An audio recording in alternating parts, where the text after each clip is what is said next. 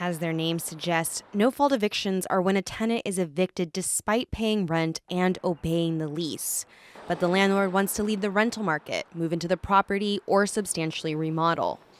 The San Diego City Council was deciding whether to ban these evictions until 60 days after the end of the local state of emergency.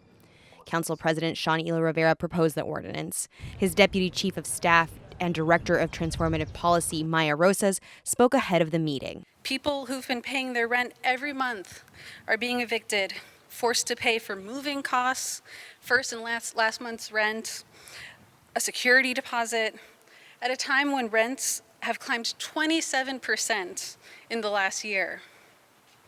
We have a housing affordability crisis and a homelessness crisis.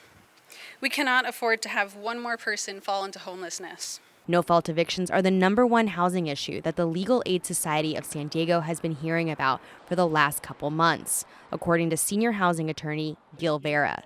He says this moratorium addresses a practice that's been ongoing throughout the pandemic. It is a misnomer that the eviction moratorium that we've had throughout the pandemic, that tenants cannot be evicted.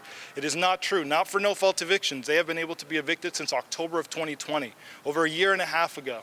And it is particularly devastating for elderly and disabled households who are on fixed incomes. Lidia Morales is a banquet worker from San Isidro who received a no-fault eviction in 2013.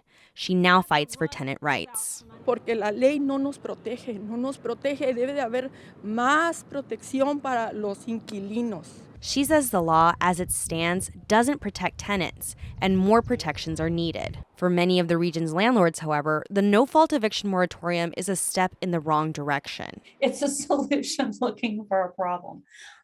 So I don't think that it's as significant as is being made out to be. Not only that, but I'm concerned about how rapidly this was laid out. While everyone was on recess and with no collaboration whatsoever from the entire rental housing ecosystem. Lucinda Lilly is the president of the Southern California Rental Housing Association and vice president of a local property management firm. She opposes the moratorium and says she favors other solutions like rental assistance. Cristina Kim, KPBS News.